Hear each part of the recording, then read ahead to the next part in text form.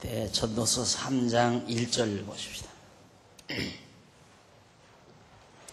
전도서 3장 1절.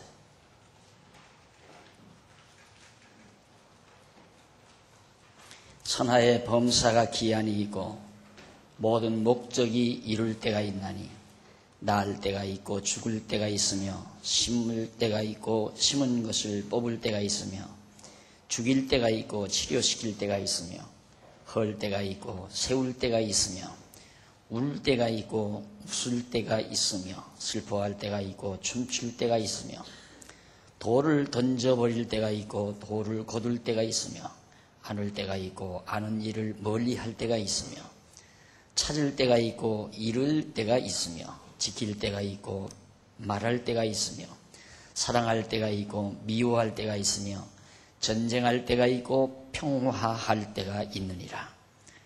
8절까지 내용입니다. 오늘부터는 행사가 무익한 사실에 대해서 2번 가로 없는 한쪽 가로 2번 행사가 무익한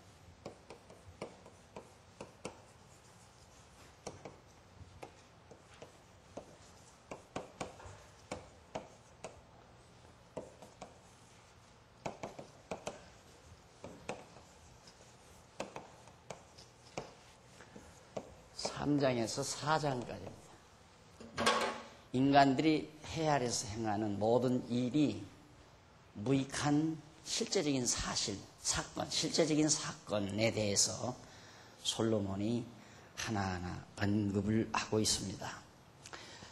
솔로몬이 이 말은 자기가 앞에서 1장과 2장에서 인생들의 행사가 무익한 이유를 하나하나 밝히면서 그 근거 사실을 3장과 4장에서 말해주고 있습니다. 이걸 보면 비록 솔로몬이 어떻게 보면 시인인 것 같지만은 그의 논리 증언은 매우 설득력이 있고 근거가 확실한 그런 이론이라고 그렇게 말할 수 있습니다. 사실 일반적으로 모든 사람들이 이 세상에서 하는 인간들의 행하는 일이 다 유익하고 필요하다라고 생각하고 살아가는 그런 현실에서 인간의 행사가 무익하다고 주장하며 그 이유를 밝히는 것은 정말 지혜자 솔로몬만이 할 수 있었던 중요한 내용입니다. 그리고 그 이유만을 밝힌 게 아니라 이론적으로 그 이유를 밝힌 것만이 아니라 그걸 뒷받침할 수 있는 사실 근거를 정확하게 해주고 있다는 것. 사람이 설득당하는 것은 어떤 이론을 전후문맥, 전후좌우를 빈틈없이 잘 말해주고 그 말한 것에 대한 사실 근거를 정확하게 밝혀주면 그렇구나 하고 누구나가 설득을 당하게 됩니다. 그러듯이 솔로몬도 앞부분에서 1장과 2장에서 인생들이 행하는 일이 다 무익하다. 그 이유는 이래서 그렇다라고 자기 이론을 전개한 다음 그것에 대한 사실 근거를 지금 밝혀주고 있어요. 이러이러한 일들이 있지 않느냐. 이래서 이렇고 이래서 이렇다 하면서 행사가 다 무익한 이유에 대한 사실을 하나하나 밝혀주고 있는 겁니다. 그 가운데서 3장 1절과 8절은 천하의 범사가 기한이고 목적이 이룰 때가 있음을 노래합니다. 지금 오늘 저녁 제가 봉독해드린 내용이죠. 이 하늘 아래서 행하는 모든 인간들의 일이란 기한, 하나의 한계가 있다. 정해진 한계가 있어서 기한이 있고 그 기한은 목적이 이루는 것과 때를 같이 하는 거죠. 어떤 일이 끝난다고 하는 것은 어떤 목적이 이루어졌다는 얘기예요. 이래서 결국 이 땅에서 일어나는 일에 대한 솔로몬의 생각을 정리해서 전해주고 있습니다. 그 다음 이제 3장 9절로 15절 거기 보면 하나님의 행하시는 것은 영원히 있을 것이다. 인간 세계에서 이 해 아래서 행하는 일은 다 끝이 나고 목적이 이루어버리면 더 이상 할 필요가 없잖아요. 끝나지만은 그러나 하나님이 행하시는 영원한 일은 영원토록 끝나지 않고 계속된다. 그런 얘기죠. 그러면서 이제 3장 16절로 22절에서는 해 아래서 행하는 일이 헛된 것을 솔로몬이 바라보면서 자기의 소견을 노래하는 내용으로 이어집니다. 그리고 4장 넘어가거든요. 4장 넘어가서는 모든 학대를 보고 출생하지 아니한 자의 복을 노래했습니다. 세상 가만히 보니까 힘없는 자는 살 수가 없는 세상이다. 요즘 많은 사람들이 분노하는 건 바로 그런 거 아닙니까? 힘없고 소위 속된 말로 빽없는 사람, 정말 고달픈 세상을 살고 역시 억울한 세상을 살고 억울하게 당하는 일, 지금만이 그런 게 아닙니다. 이것은 해 아래서 있을 수밖에 없는 일이에요.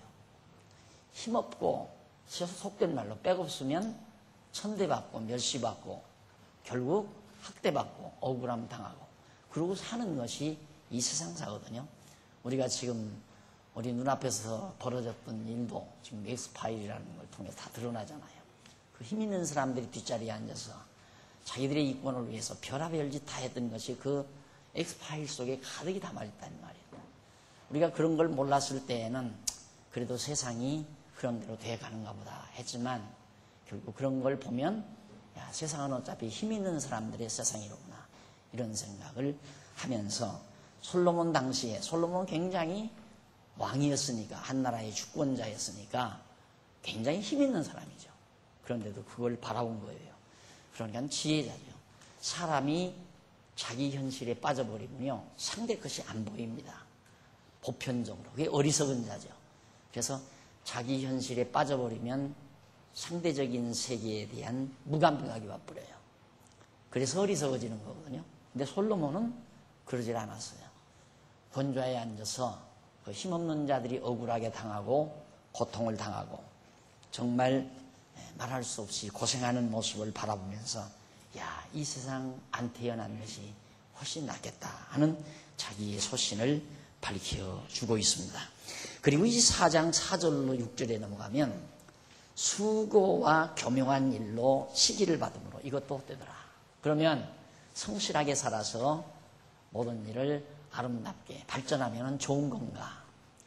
그러니까 힘없이 살아도 형편없는 거고 힘없이 살아도 참 헛된 일이고 왜? 멸시천대 받으니까 또 뭔가 열심히 일해서 뭘 이루어 놔도 그것도 헛되더라 이거예요. 이유는 내가 엊그저께니까 그 말씀하잖아. 우리 인간들은 가장 노력해서 발전하고 잘 되면 그걸 성공이라고 보통 생각을 합니다. 성공해봤댔자 사람은 외롭게 돼버리고 맙니다. 자기가 성공했다고 할 때 예를 들면 초등학교 같이 다녔습니다. 다녔는데 누가 참 특출하게 잘됐다 이랬을 때 그 사람 온다더라 하면 못된 사람들은 하나도 동창회 안 갑니다. 그럼 거기 갈 사람은 누가 가는가? 그래도 어느 정도 약간 힘도 있고 그 사람한테 도움받을 만한 사람. 그 친구 이번에 가서 안면이다 읽혀놓고 좀 교제를 해야 되겠다. 왜? 이 다음 도움받기 위해서. 그런 사람들은 가도 정말 초등학교 나와가지고 별 볼 일 없이 살아가는 사람은 이번 동창회에 아무개 나타난대. 나 안 갈래. 왜? 시기 나고 질투가 나고 그 사람하고 가까이 하기 싫다는 얘기죠. 솔로몬이 그 말이에요. 수고하고 교묘한, 수고해서 뭔가를 잘 이루어놓고 교묘한 일로, 잘된 일로 시기를 받게 되더라. 시기와 질투의 대상이 되시더라. 이것도 보니까 다 헛된 것이더라 하는 얘기입니다. 사건을 세상에서 인간사에서 일어나는 일에 그 심층을 솔로몬이 아주 깊은 심층을 아주 예리하게 바라보는 거죠. 그게 바로 지혜입니다. 그걸 바라볼 줄 아는 것이. 그리고 넘어가서 4장 7절로 12절에 거기 가면 한 사람의 수고보다 두 사람의 수고가 낫더라. 한 사람의 수고보다는 두 사람의 수고가 합심하고 단결하는 것이 낫더라. 그렇게 얘기하면서 13절로 16절 4장 지혜로운 소년이 늙은 왕보다 나으나 그것도 헛되더라. 늙은 왕은 권력을 가지고 있어요. 힘이 있고 그런데 미련해요. 생각하는 것마다. 이게 권력자가 항상 자기 좋은 대로 하려고 할 거 아니에요. 근데 지혜자, 어린 지혜자가 바라볼 때는 저거 미련한 일인데, 그래서 지혜로운 소년이 아무리 옳은 말을 해도 늙은 왕이 듣지를 않는다, 세상은. 그래서 다 헛되더라 하는 것으로 바로 헛된 역사적 사실을 지금 밝혀가고 있는 겁니다. 그러니까 지금 솔로몬이 3장과 4장에서 지금 솔로몬이 하는 말은 그냥 상상해서 하는 말이 아니라 솔로몬 자신이 겪었던 또 그 시대에 있었던 실제 역사적 사실들을 의중에 두고 하나하나 읊었던 노래라는 것을 기억을 하셔야 됩니다. 그러니까 3장과 4장 내용은 솔로몬 당대나 전대에 실제로 역사적으로 있었던 사건을 솔로몬이 의중에 두고 지금 노래하는 것이다. 그래서 그 사실을, 행사에 대한 무익한 그런 사실들을 역사적으로 하나하나 밝혀가면서 그걸 의중에 두고 노래하는 거다. 이걸 꼭 명심을 하시면서 이 강의를 들으시면 되겠습니다. 그러면 우선 먼저 3장 1절로 8절 오늘 저녁 읽어드린 말씀 교재에 가지고 계시면 4446페이지 3장 1절로 8절 여기 보시면은 천하범사가 기한이 있고 모든 목적이 이룰 때가 있다라는 얘기입니다. 자, 이게 솔로몬의 역사관입니다. 역사. 솔로몬의 역사관. 때와 목적. 근데 때와 목적을 시인하는 것이 솔로몬의 사관이에요. 역사관. 그러나 오늘에 살고 있는 오늘의 현대 학자들, 역사학자들은 바로 그 때, 지나간 때, 그 어떤 몇 년도에 무슨 일이 일어났다. 그것이 목적을 이룬 것이다 라고 보지를 않습니다. 그러니까 어떤 때 무슨 일이 일어나는데 그 일은 잘된 일이다, 잘못된 일이다. 잘했던 일이다, 잘못된 일이다. 이완용이가 나라 팔아먹은 것은 잘못된 일이다, 잘된 일이다. 그건 역사평가에 따라 다른 거죠. 만약에 지금까지 나라가 외정치하에 있지 독립을 하지 아니하고 외정치하에 있어서 친일파들이 득세하며 영화를 누리고 산다면 이완용이는 영웅이죠. 이완용이 때문에 우리가 이렇게 정말 좋은 세상 만나서 잘 먹고 잘 산다. 예, 요즘 뭐 그래도 약간 신문이라도 좀 보고 세상 돌아가는 것을 그래도 좀 바라보면서 사시는 분 모이면 뭐 정치 얘기 많이 하잖아요. 친일파 규정이 잘된 일이냐 잘못된 일이냐 잘됐다 못됐다 뭐 평가를 많이 합니다. 다 상대적인 거예요. 다 상대적인 거. 그러니까 이 다음 또 세상이 바뀌어지면 친일파 했던 사람들이 다 애국자가 되는 거고 또 그런 사람들이 똑똑하고 훌륭한 사람이 되는 거고 세상이 이렇게 바뀌니까 그런 사람들이 역적이 되고 평가를 받아야 되고 그래서 이제 역사는 훗날에 말한다. 먼 훗날의 역사가 말한다. 그런 얘기죠. 그러면 역사라고 하는 게 시작이 돼서 쭉 지속이 되면 가장 그래도 정확하게 하는 것은 바로 그 직후 세대. 그래서 나처럼 6.25를 눈앞에 보고 외정치하를 실제 어린 시절에 몸소 겪었던 우리 세대가 그래도 비교적 상세하게 좀 알잖아요. 그러나 한 세대가 지나고 또 한 세대가 지나고 하면 모든 일은 희미해지는 겁니다. 희미해져가지고 먼 훗날 이때 가서야 이때 사실을 정확하게 평가할 수 있다. 이 말이 허구적인 얘기예요. 허구예요. 먼 훗날 이걸 정확하게 평가할 수 있다. 이런 얘기. 허구란 말입니다. 요즘 뭐 이순신 드라마 나오잖아요. 나오는 것도 이순신 자기라는 것으로 마무리 이렇게 지어지잖아요. 자기라는 것. 자기가 갑옷 벗고 적진에 화살을 일부러 맞고 죽었다.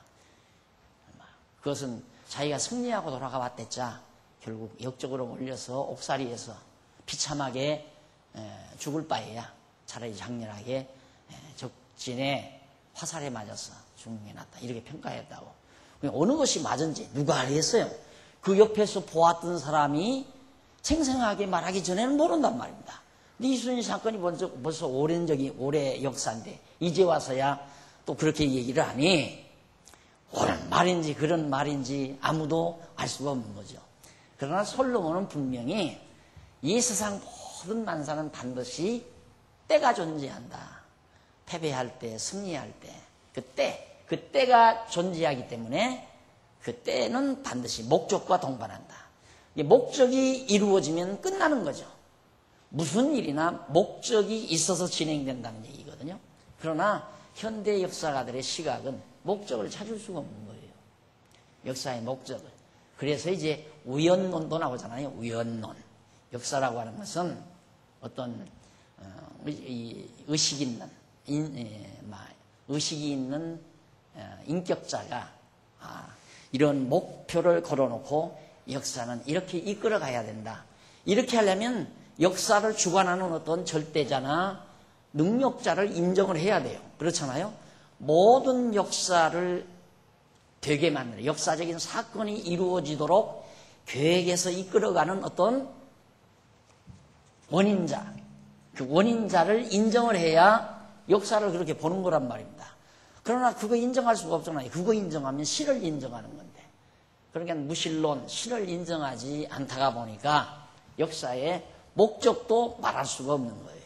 역사의 목적도. 그래서 그 시대 실제 존재하는 실제적으로 실제적으로 존재하는 그 시대에 그냥 실제 실존 이 실존 자체를 내가 존재한다는 그 자체의 의미와 목적을 두고 산다. 그거예요. 그게 실존주의란 말입니다. 그러니까 현대인들은 모두가 다 실존주의 철학의 사고 구도를 가지고 역사를 보아나가기 때문에 역사의 목적을 말할 수가 없는 거죠. 그것이 현대 역사가들의 시각이란 말입니다. 근데 솔로몬은 벌써 지금로부터 약 한 3,000년 전 사람인데 솔로몬은 역사의 목적을 벌써 정확하게 파악하고 있어요. 모든 일들은 때가 있고 목적을 이룰 때가 있다. 그게 솔로몬이 가지고 있었던 사관이었다 이 말이죠. 그것이 오늘 우리가 가지고 있는 역사관 아니에요. 우리도 그 역사관을 가지고 있는 거죠. 그러니까 그게 바로 지혜자라는 얘기입니다. 솔로몬이 지혜자로서 저렇게 역사를 바라봤듯이 우리들도 그렇게 역사를 바라본다면 지혜를 얻은 거예요, 사실상. 그러니까 우리가 똑같이 밥 먹고 똑같은 아파트에서 같이 뭐 자동차 타고 생활한다 해서 똑같은 영역에서 사는 게 아닙니다. 우리는 삶이 다르잖아요. 자, 오늘 똑같이 국수집에 가서 국수를 먹었다. 똑같은 자동차를 타고 살았다. 그래서 그 사람과 나와의 생활이 똑같다고 생각하면 착각이에요. 쉽게 말하면 역사를 어떻게 보고 사느냐. 실존주의적인 입장에서 역사를 보고 사는 사람하고 바로 신권주의. 하나님께서 모든 역사를 때를 정해놓고 섭리해 가시는 하나님의 역사 섭리 아래서 살아간다고 역사를 바라보며 사는 우리들하고는 딴 세상에서 사는 거란 말입니다. 같이 밥 먹고 같이 차 타고 똑같은 아파트에서 살았다고 해서 같은 삶이라고 평가해서는 안 된다는 얘기죠. 그래서 오늘 저는 여러분들이 이렇게 나오셨지만은 바로 나오신 이유는 바로 이런 문제들, 솔로몬이 바라보는 역사의 시각, 역사관 이런 것들이 우리들이 함께 공감하고 우리도 그런 역사관을 가지고 세상을 살아가는 그런 자로서의 삶. 지난번 이연합회 여전도 회원들 잠깐 모여서 담소를 나누는데 제가 그런 얘기했어요. 전도서를 읽고 자문서를 읽고 아름다운 것도 헛되고 고운 것도 헛되고 아름다운 것도 고운 것도 거짓되고 아름다운 것도 헛되다. 여호와를 경외하는 자만이 칭찬을 받으리라. 그 구절을 읽고 바로 아름다운 것과 고운 것과 아름다운 것 그게 다 이제 이여전 노예연합회 정도 회원이면 다 지나간 세대란 말입니다. 다 이제 고운 것도 사라져버리고 아름다운 것도 사라지고 그런데도 끝없이 그거 다 반드시 뒤로 물러가고 없어질 것들이고 허탄한 것이고 거짓인데도 여전히 20대처럼 20, 30대처럼 고운 것과 아름다운 것을 추구한다면 어리석은 거죠. 그래서 이제 그것은 다 르무엘 왕의 어머니가 인생을 살아보고 나서 평가한 거기 때문에 우리 그게 공감하고 이제는 고운 것과 아름다운 것을 추구할 것이 아니라 여호와를 경외하는 여자만이 칭찬을 받으리라 했어요. 여호와 경외하며 사는 삶이 뭐냐? 그걸 제가 이런 말로 고매하다, 고매하다. 높을 꽃자하고 뛰어날 매자를 써서 고매하다라는 말을 쓰거든요. 그래서 이 고매한 인격, 하나님을 경외하고 이런 사관을 가지고, 이런 역사관을 가지고 이렇게 살아가는 삶의 모습이 고매한 모습이죠. 남들과 다른 뛰어난 생각과 뛰어난 인품과 뛰어난 인격, 이걸 가지고 살아가는 삶이 고매한 삶이다. 이런 얘기를 말씀을 해드렸는데, 뛰어난 지성, 뛰어난 인격, 인품, 이런 것들이 바로 고매하다, 이렇게 말한다 이 말이에요. 뛰어난 지성 얘기하면 나는 뭐 인류대를 안 나와 하버드 안 나왔는데 내가 어떻게 고매해질 수가 있나? 난 초등학교밖에 안 나왔는데, 나는 중학교밖에 안 나왔는데, 천만의 말씀이에요. 초등학교 나오고 하버드를 나왔더라도 실존주의의 철학의 기초를 두고 살아가는 사람은 역시 고매할 수가 없어요. 완전히 뛰어난, 전혀 실존주의를 뛰어넘는 그런 이런 사관을 지니고 산다는 것 자체는 남보다 뛰어나잖아요. 굉장한 지성을 가지고 있잖아요. 그렇기 때문에 고매하다는 얘기입니다. 그래서 이제 솔로몬이 일단 서문적으로 서두에서 천하 하늘 아래서 일어나는 모든 일, 범사, 모든 일의 행사, 범사죠. 범사, 모두 범사하고 이제 행사, 모든 일을 말합니다. 해 아래서 일어나는 모든 일, 어떠한 일도 기한이 없는 게 없어요. 기한이라는 게 바로 이제 기한 아닙니까? 이 기한. 그러니까 언제에서 언제까지, 언제에서 언제까지. 일본이 한일합방 시작해서 완전히 이제 손을 들고 항복할 때까지, 이게 한 기한이에요. 이것이 36년 외정 치하의 삶, 이게 하나님께서 정해놓은 기한이라며. 정해놓은 기한. 이스라엘 백성들이 애굽에 가서 400년 동안 종살이할 기한, 또 나중에 바벨론에 가서 70년 동안 살다가 다시 돌아올 날, 이게 70년 동안 여기서 시작해서 70년이 차면 끝날 때라 이 말. 기한. 여기 한 기한이에요.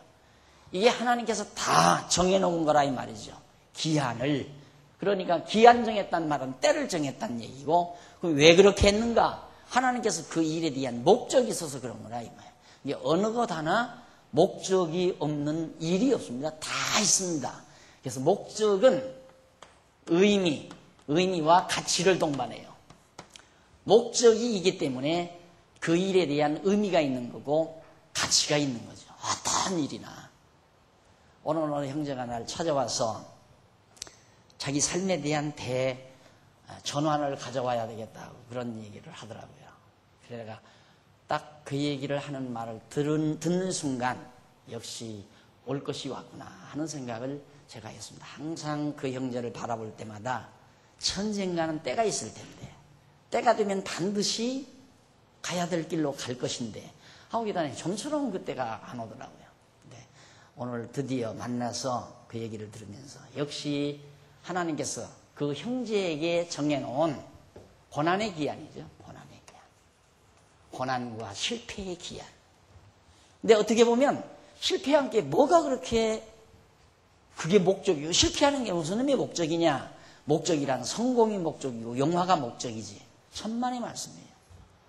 지금까지의 그 기한은 실패가 목적이고 고난이 목적이었어요. 그 목적이기 때문에 다 의미가 있는 거고 가치로운 삶이었다 라는 얘기입니다. 이스라엘 백성도 400년 동안 애굽에 가서 종로로 타는 때가 무의미한 게 아니고 다 의미가 있는 것이고 가치가 있는 것이고, 그것이 바로 하나님의 역사의 목적의식이었고 목적이 담긴 일들이었고 그때가 끝나니까 바로 애굽에서 나오게 하시잖아요. 하나님께서. 이것이 우리가 가지고 있는 사관이에요. 우리들이 역사관 하면 와 대단 뭐 엄청나고 대단한 학문을 해야만이 가지는 줄 알지만 간단해요.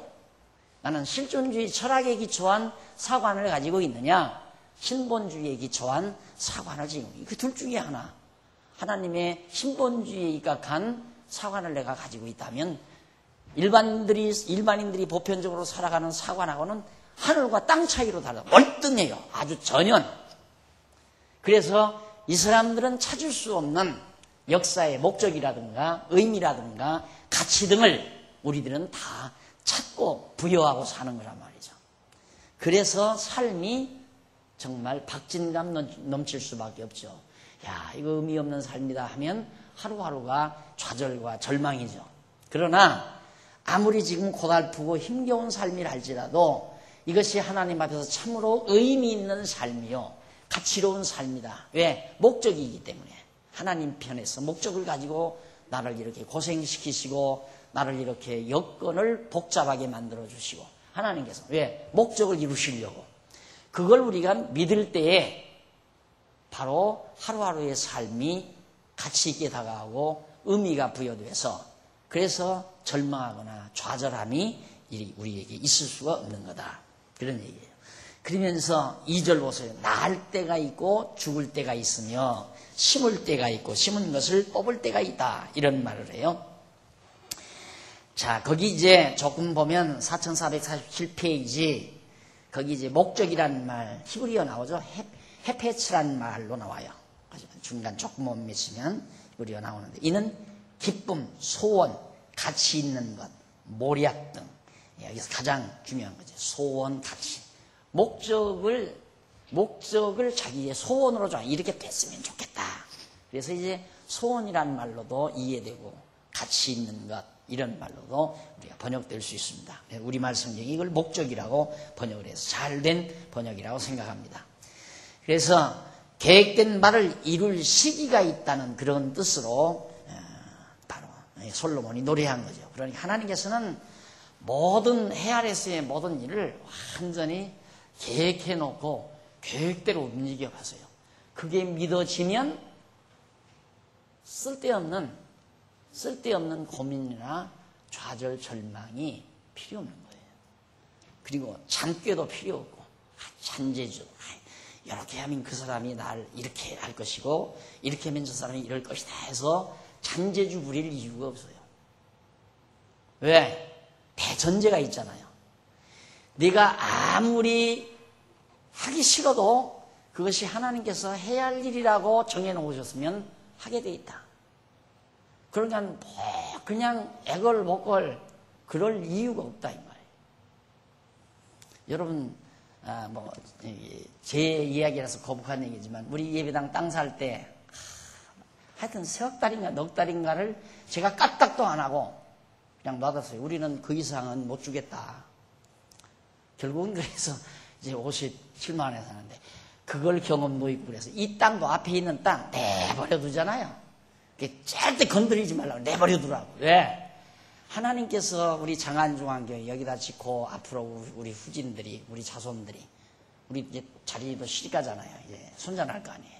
여러분들도 다 손녀 손자들 지금 무성히 자라고 있고 그놈들이 이 지역에서 여기 이곳에서 하나님 말씀 배우고 아름다운 기독교 문화를 형성해서 건전하게 성장하도록 하나님께서 예비된 지역이라면 천하 없어도 저 땅 아무도 안 사가고 샀다 하나도 우리한테 도로 팔고 언제라도 돌아온다. 이게 구태여 우리가 지금 여건이 안 닿는데 엄청난 돈을 은행에서 빌려서까지 아웅다웅 막 세간 부려가지고 우리가 살 필요가 내버려두라고. 근데 마침 저 위에 거가 나오잖아요. 위에 거 사놓으니까 무슨 놈의 일을 바보 병신같이 그러느냐 어떤 사람들은 그래요. 나는 너무너무 하나님께서 잘해놨다고 생각하거든요. 저 위에 땅 사놓게 해서.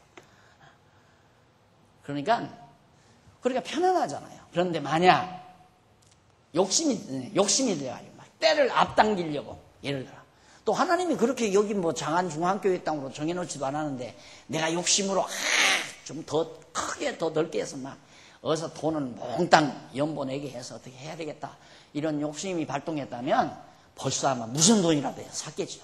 그리고 여러분들 집집이라고 그러고 여러분 돈 가져라고 난리 쳤을 거예요. 그럴 필요 없는 거예요. 그런다고 되고 저런다고 되고 그러는 게 아니에요. 여기 이 예배당 된 것도 그러잖아요. 매년 전부터 계획하고 막 그렇게 된 게 아니거든요. 오늘 또 보니까 96년도인가 97년도인가 대치동서 강의하는 영상을 이렇게 인터넷으로 올리더라고요. 그거 보니까 그때 굉장히 젊더라니까요, 제가. 근데 한총무가 그래. 저 때는요, 목사님, 저 때는요, 여기 이 시흥동을 생각도 안 하고 계실 때예요. 그래. 맞지? 2000년에 왔는데 뭐 96년, 97년도는 예배당 질 생각도 왜? 연본에서 쌓는 돈보다 땅값 올라가는 땅값이 더 비싸니까. 묘해요. 하여튼 우리는 사람의 생각으로는 도저히 안 될 일만 돼요. 사람의 생각으로는 안 될 일을 되게 해가는 모습을 이 작은 교회 역사를 통해서도 경험하고 산단 말입니다. 왜? 철저히 제가 강의한 내용을 하나님께서 책임져 주시느라고 난 그런 생각을 많이 해요. 제가 강의한 내용을 하나님이 책임져 주시느라고. 강의는 열심히 했는데 실제로 그렇게 안 된다면 우습잖아요. 안 그래요? 하나님께서 책임져 주시느라고 하나님이 하신다는 걸 깨닫게 하려고 그러신다. 지금도 마찬가지예요. 지금도 안 될 일 많이 우리 이런 일 되고 저런 일 됐으면 하지만 안 될 일이죠. 우리 인간으로 생각하면. 내가 보통 욕심으로 생각하면 좀 이렇게 좀 저거 사가지고 좀 애기들 교육관도 좀 짓고 오늘 또 보니까 뭐 건의서가 올라왔는데 어디 어느 부서에서 올라왔는지 모르지만 애기들 놀이터 그건 내가 이 예배당 질 때부터 생각한 거예요. 누구나 할 줄 모르나? 예? 애기들 놀이터 나는 밖에서 이렇게 보고도 애기들 뜀박질만 해도 가슴이 콩닥콩닥해요. 내 손자라서 그러는 게 아이고 저거 넘어졌다가 넘어지는 날은 앞으로 미니스카도 못 입어요. 그거 무릎에 흉터 생겨가지고 그런 생각까지 하고 산단 말입니다. 삐쩍삐쩍 막 가요. 아이들 마당은 막 그냥 막 돌이 울퉁불퉁 하잖아요. 할아버지 되는 양반은 가만히 서 있을지 모르지만 나는 진짜 할아버지도 아니지만 아이고 저러다가는 무릎에 흉터 나는데 넘어지면 어떡하나 깨지면 어떡하나. 그래서 질 때부터 저 앞에 이쁜 잔디 깔아서 애기들은 그 잔디 위에서 토끼 새끼들하고 노는 꿈을 꾸면서 그렇게 이제 설계를 다 했는데 갑자기 차가 막 대치동에서 한 50여 대밖에 안 들어왔다가 여기 들어오니까 막 100대, 150대가 밀려드는데 어디다 대요? 그래서 뭐 잔디밭이고 뭐고 다 밀어붙여버리고 말하잖아요. 누구는 모르나요? 애기들 왜 놀이터 해주고 싶은 마음이야. 그냥 꿀떡같이요 지금도. 왜 땅도 없고 돈도 없고 돈이야 뭐 놀이터에 뭐 수천만 원 드는 거 아닌가. 땅만 있으면 어떻게 해보겠는데 그런 것도 잘 안 된다 이 말이죠. 사람의 생각으로 한다면 조급해지고 하다 보면 근심 걱정 생기고 왜? 이 장로님 돈, 저 장로님 돈, 이 집사님 돈, 저 집 잡히고 다 집사님들 집 잡히고 해놓고는 돈은 안 나오고 부도날 가능성은 있고 박 목사 빼작 말라 들어가고 나중에는 그쯤 되면요 전부 목사한테 떠넘기고 다 떠나가요. 그 정도 되면 교회 부도날 정도 되면 그래. 결국 다 한 몸에 짊어지고 그냥 넘어질 거 아니겠어요. 그럴 필요가 없다 이 말이에요. 그래서 항상 제가 처음에는 되는 대로 이 되는 대로라는 말 속에 깊은 하나의 신학이 있어요. 되는 대로. 이 된다는 말은 일이 된다는 얘기거든요. 이게 완전히 능동이 아니라 내가 한다는 말이 아니라 되어진다는 말입니다. 된다. 피동이에요. 그러니까 이건 절대 하나님을 전제로 하는 말이죠. 하나님이 되게 해서 되는 대로 한다 이 말이에요. 이게 되는 대로 하지 안 되는 걸 내가 억지로 되게 해서 하는 게 아니라 이 말이에요. 살아온 과거를 다 정리해봐도 되는 대로 살아온 거예요. 되는 대로. 안 되는 거 해온 사람이 있어요? 안 되는 걸 어떻게 해요? 되니까 했죠. 그런데 거꾸로 생각해요. 내가 하니까 됐다라고 생각하는 거예요. 왜? 하나님이 없다고 생각하니까 이거 된 건 내가 하니까 된 거다. 하면 된다. 이런 엉터리 같은 말을 하게 된 이유가 거기 있는 겁니다. 그래서 정말 하나님께서 모든 일, 목적을 정해놓고 가치 있게 목적을 정해놓고 하게 하시는 하나님이라는 게 믿어지면 생각도 달라지고 마음도 달라지고 삶의 스타일도 달라질 수밖에 없는 거죠. 그래서 거기 보면 이 모든 일에 계획된 말을 모든 일을 계획한 대로 이룰 수 있는 그때, 그것이 목적을 이룰 때가 있다. 그렇게 솔로몬이 설명하고 있는 겁니다. 3장 1절이 대단한 말씀이죠. 정말 대단한 말씀. 현대 세계인들의 모든 생활의 근저를, 삶의 근저를 확 잡아 흔들어 놓는 엄청난 파워를 지닌 말씀입니다. 전도 3장 1절 자체가. 자기 딸에게 편지하면서 그 말 했다고 그랬잖아요. 딸아, 사랑하는 딸아, 왜 사느냐고 묻지는 말거라. 왜냐하면 지금까지 그 대답을 한 사람이 없단다. 왜 사는가? 무엇 때문에, 무슨 목적으로 사는가? 묻지 말라니. 목적 없으니까. 없어요.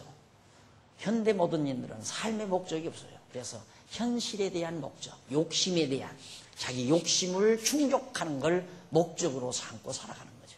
그게 실존주의예요.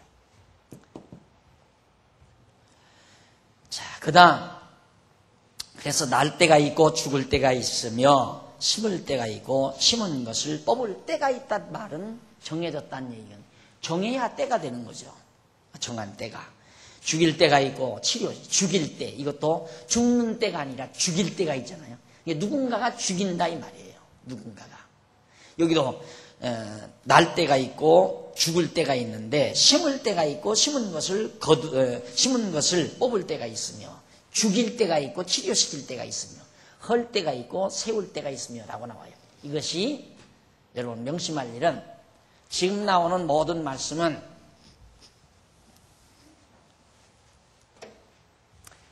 아브라함에서부터 솔로몬, 더 나아가서는 미래사, 과거사.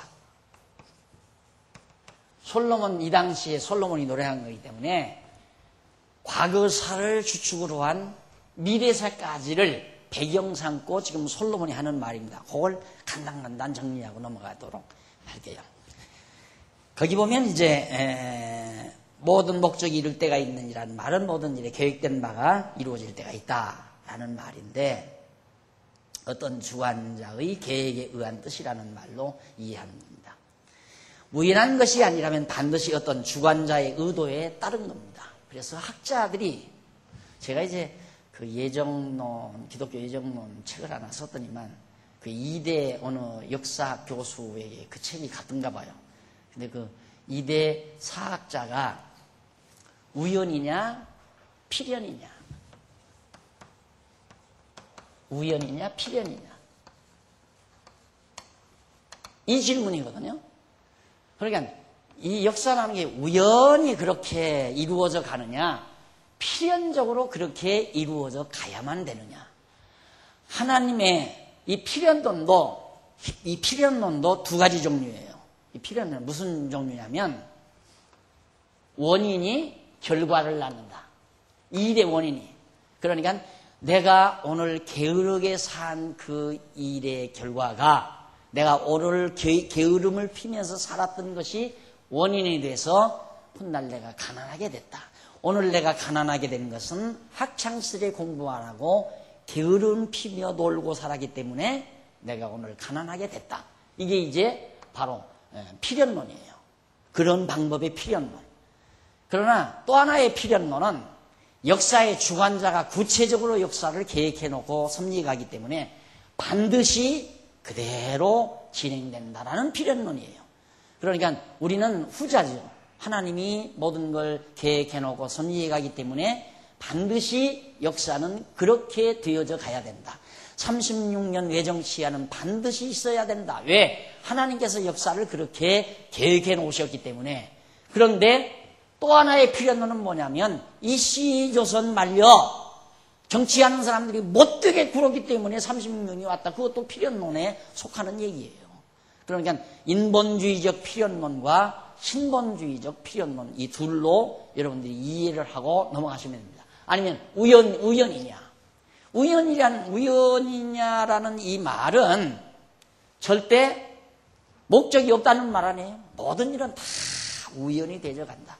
우연히 그 사람 만나서 결혼해서 우연히 어떻게 일을 하다 보니까 사업가가 되고 우연히 일을 하다 보니까 우리가 성공을 했다. 이렇게 보는 우연론.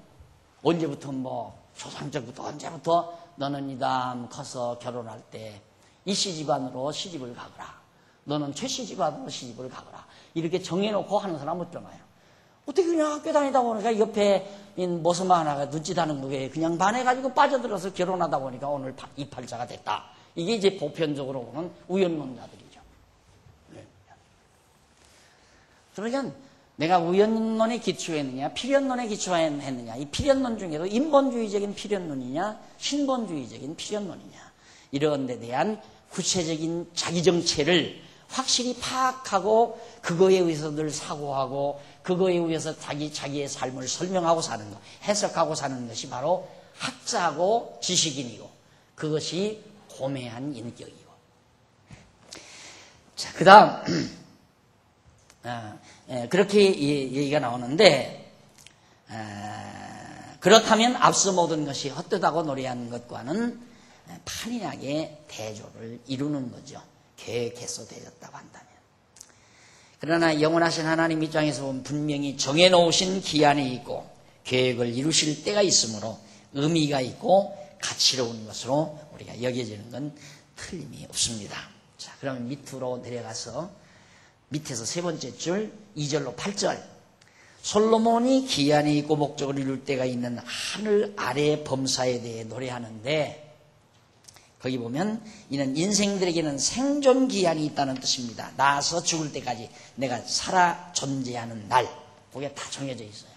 내가 70년 살다 정해져 있으면 반드시 나서 70년 후에 죽는 거고 90년 살다 죽게 되면 90년에 정해져 있는 거고 그것이 하나님이 정하신 기한이다. 날 때가 있고 죽을 때가 있다는 거. 내가 낳고 싶으면 낳고 죽고 싶으면 죽은 게 아니라 인간에게서 가장 중요한 게 낳고 죽는다는 게 가장 중요하잖아요. 그런데 낳는 것도 내 의도와 관계없이 낳거든요. 그러면 우연히 낳느냐 필연적으로 낳느냐. 그럼 인본주의적 필연적이라는 말은 내가 그때 낳으려고 했으니까 반드시 그렇게 낳았다 이렇게 설명이 돼야 되는데 그건 안 되는 얘기 아니에요. 내가 그때 낳으려고 했기 때문에 낳았다. 내가 1940년도에 낳으려고 했기 때문에 내가 그때 나온 거다. 이게 이제 인본주의적 필연론이란 말이죠. 아니면 우연히 어떻게 우리 어머니가 그냥 우리 어머니 아버지가 살다 보니까 난 나왔다. 그게 이제 우연론이고 너 우연히 어떻게 안 날라고 했는데 어떻게 다 너 만들어서 나왔다 임마. 우연론자들이. 그러나 우리는 하나님이 구체적으로 우리 한 사람 한 사람에게 정하신 뜻이 있어요. 계획이 있고 그래서 정확한 시기에 태어나게 하시고 정확한 시기에 우리의 생명을 부르신다. 이것이 우리가 가지고 있는 내 일생에 대한 내 시각이요 해석이란 말입니다. 그래서 솔로몬은 과거 이스라엘 열조가 여호와의 정하신 때에 출생했다가 죽어간 사실을 의중에 두고 아브라함이 출생한 거나 이삭이 출생한 거나 다 계획적 아니에요? 아브라함 출생한 것도 하나님께서 아브라함 선택하려고 계획 중에 아브라함 나게 하신 거고 그 다음 아브라함에게 생육하고 번성하라 약속해서 아들을 낳으려고 했는데 아내가 아들을 못 낳잖아요. 그래서 몸 좀 통해서 이스마엘 낳았는데 하나님이 그거 아니다. 내 본처의 몸에서 난 자라야 한다. 그래가지고 이미 다 기능상실한 사라의 몸을 통해서 이삭이 낳을 걸 하나님이 내년 이맘때 정해줘요. 언제 낳느냐? 1년 지나 이맘때 내 몸에서 내 아내 사라의 몸에서 아들이 난다. 이름 이삭이 난다. 정확하게 하나님의 계획대로 고만고 나와가지고 이삭이 났잖아요. 그걸 솔로몬이 의중에 두는 거예요. 다 선두를 살아간 많은 사람들이 하나님께서 정해놓은 때에 출생해서 정해놓은 때에 갔다. 정말 가만히 우리 공부를 해보면 아브라함이 이삭에게 전부 인수인계 다 하고 죽잖아요. 또 이삭이 야곱에게 인수인계 다 한 다음에 끝나니까 죽어요. 장가 보내놓고 그 다음 모든 일을 다 맡겨놓고는 그 다음 죽어요. 그러니까 하나님께서 전부 모든 인간들을 정해놓은 때에 나게 하시고 정해놓은 때에 죽게 한다 하는 얘기입니다. 그리고 그래서 날 때가 있고 죽을 때가 있음이라고 노래한 거죠. 그리고 솔로몬은 심을 때가 있고 심은 것을 뽑을 때가 있음이라고 노래했습니다. 이는 여호와 하나님께서 이스라엘 자손을 어떻게 가나안 땅에 심으셨으나 장차 이방 땅으로 뽑아 옮기실 것을 의중에 둡니다. 이스라엘 백성들 쫙 잘하죠. 솔로몬이 미래사에 되는 거예요. 저 앞에 조상들 얘기요. 미래. 앞으로 하나님께서 이스라엘 백성들을 가나안 땅에다가 다 심어놨어요. 그러나 다 뽑아낸다. 또 아브라함도 가나안 땅에다 옮겨 들어갔지만은 아브라함도 뽑아서 그 자손을 애굽으로 옮겨 심잖아요. 그래서 400년 동안 애굽에 가서 살게 만들고, 뽑았다가 다시 옮겨다 심기도 하고, 그게 다 하나님이 정하신 역사 섭리대로 계획대로 이끌어 가시는 것이다 라고 하는 얘기입니다. 그리고 또 보면 솔로몬은 죽일 때가 있고 치료시킬 때가 있다고 그래요. 죽일 때가 있고 치료시킬 때가 있다. 그런데 거기 죽일 때라는 말, 히브리 말로 거기 나오죠. 에트라로그라는 말로 표현을 하는데, 이는 때리다, 멸하다, 죽이다 그 말이에요. 때리다, 멸하다, 죽이다. 여기는 죽인다는 말보다는 때리다, 멸하다 이런 말로 번역하는 것이. 그래서 거기 다시 번역하자면 때릴 때가 있고 치료시킬 때가 있고, 맞잖아요. 그래야 마치 죽였는데 치료한다, 다시 살린다는 말로 표현을 해야죠. 그러니까 치료시킨다라는 말을 하려면 때려서 상처내게 했다라는 말로 번역을 하는 것이 순조로운 번역이 될 겁니다. 될 겁니까? 아니라 됩니다. 그러니까 그렇게 만약에 우리가 이해한다면 이스라엘 민족사 전부 구간이에요. 때리고 싸매고 때리고 싸매고, 그게 바로 이사야 선지자가 예언한 거고 예레미야 선지자가, 예스겔, 다니엘 선지자들이 예언한 내용이 때리고 세운다, 때리고 싸맨다, 그리고 헐고 다시 세운다. 전부 그런 역사가 이스라엘 민족사가 하나님이 그렇게 하시더라. 그러니까 바로 솔로몬은 자기 민족사를, 이 역사를 정확하게 파악하고 그 역사를 배경으로 해서 아름다운 노래, 깊이 있는 노래, 심층 있는 노래를, 심도 있는 노래를 지금 읽고 있는 겁니다. 대단한 문학가죠. 이런 걸 보면. 그러니까 솔로몬의 문학, 이런 문학적인 측면에서 솔로몬의 이 전도서를 평가해도 기독교 문학으로서 또 신본주의에 입각한 문학으로서 대단한 가치가 있는 겁니다. 셰익스피어도 어떤 세계적인 문학 작품도 이런 작품이 나올 수가 없어요. 그러니까 여러분, 이 가을이 이제 가을이 왔는데 셰익스피어 전집 읽는 것보다 정말 이런 전도서 한 권 얼마 안 되잖아요. 12장밖에 안 되거든요. 심층 있게 깊이 음미하면서 한 번 정도 읽기만 해도 대단한 거죠. 엄청난 거고. 근데 이스라엘 사람들은, 지금 유대인들은 이 전도서를 지금도 하루에 한 번씩 꼭 읽는 겁니다. 전통 유대인들은. 그러니까 그들의 사고가 얼마나 깊겠어요. 이 전도서. 물론 뜻을 깊이 알고 읽는지 모르는지 난 그건 잘 모르겠어요. 어쨌든 지금도 이 전도서를 매일같이, 지금 이스라엘에 가 있는 우리 교회 여집사가 그 얘기를 해요. 매일같이 이 전도서를 읽는데요. 그러니까 그들의 생각이 얼마나 깊고 잘 정리가 됐겠는가. 우리는 1년 내내 가도 책 한 권도 못 읽고 사는 경우가 많은데, 본다고 해야 은행 같은 데 가서 잡지나 몇 장 그냥 몇 페이지에 뒤적이고 마는 경우도 많잖아요. 그런데 이스라엘 사람들은 이런 무게 있는, 심층 있는 이런 정말 전도서 같은 것들을 매일 한 번씩 읽고 산다는 것은 참으로 부러울 만한 사람들이고 대단한 사람들이다라고 평가할 수 있습니다. 그래서 역시 여호와 하나님께서 장차 이스라엘 자손을 이방족 속으로 손을 들어 때리시고 다시 싸매어 주실 섭리를 의중에 두고 한 건데, 이사야 1장 5절로 6절, 30장 26절 등등 근거 자료들이 많이 있습니다. 그리고 이어서 솔로몬은 헐 때가 있고 세울 때가 있으며 정확하게 나오잖아요. 헐 때가 있고. 에레미야 선지서. 아까 건 이사야 선지서고, 이건 에레미야 선지서. 그래서 헐 때가 있고 세울 때가 있으며 라고 노래했는데, 이는 여호와 하나님이 장차 다윗 왕국을 멸하셨다가 다시 세우실 것을 의중에 두고 노래합니다. 다니엘서 4장 17절, 헐었다가 다시 세웠다.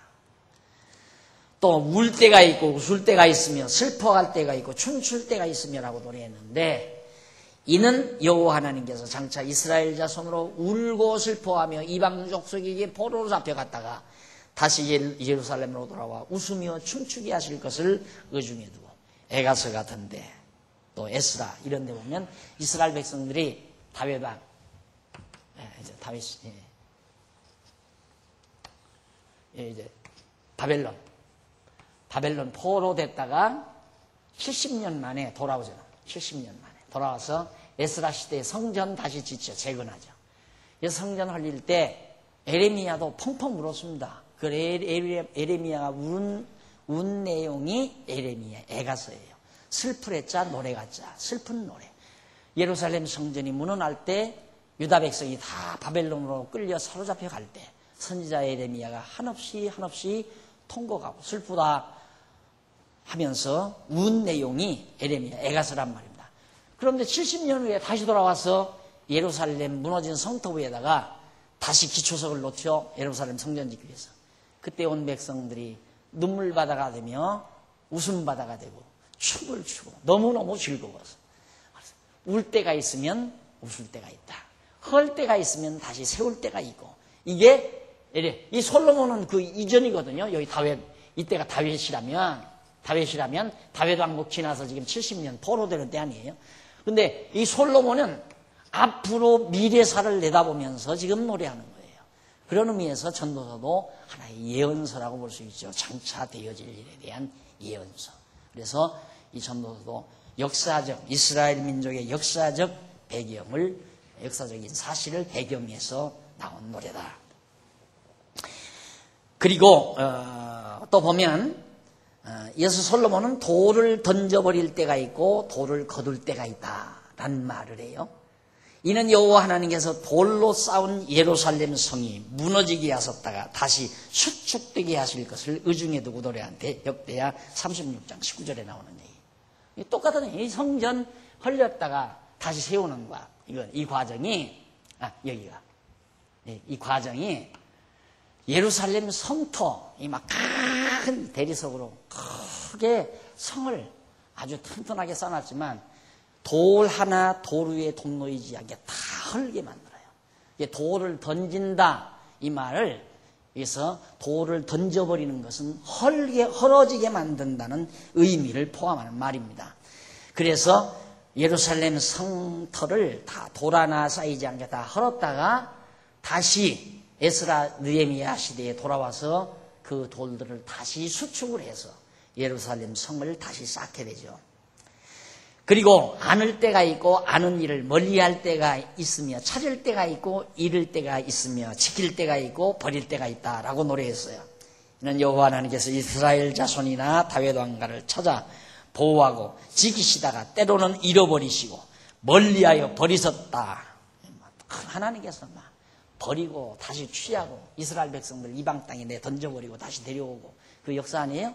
그걸 지금 솔로몬이 그 역사 전체의 핵심을 하나님이 그렇게 때를 정해놓고 다 했다 이 말이에요. 때를. 그러니까 허는 것이 목적이니까 다 헐리면 그 다음에는 세우는 게 목적이니까 또 세운다 이 말이에요. 그러니까 헐은 것도 목적이 있고 세우는 것도 목적이 있고 그 다양한 목적들이 모아져서 큰 하나의 목적을 이루어 가는 거거든요. 그러니까 우리의 삶 속에 내가 남에게 돈을 떼는 것도 하나님 편에서는 목적이시 준비하신 거예요. 내 몸에 병들게 하는 것도 부분적으로 목적이 있어요. 그렇게 해서 다시 건강을 회복해주고 건강 회복하게 하는 것도 또 목적이 있는 거고. 그러니까 우리의 삶 속에 하나님을 인정하면 의미 없는 일이 하나도 없다니까. 모든 게 의미가 있고 가치가 있고 목적을 이룰 때가 있다 이 말이에요. 지역적인 목적들이죠.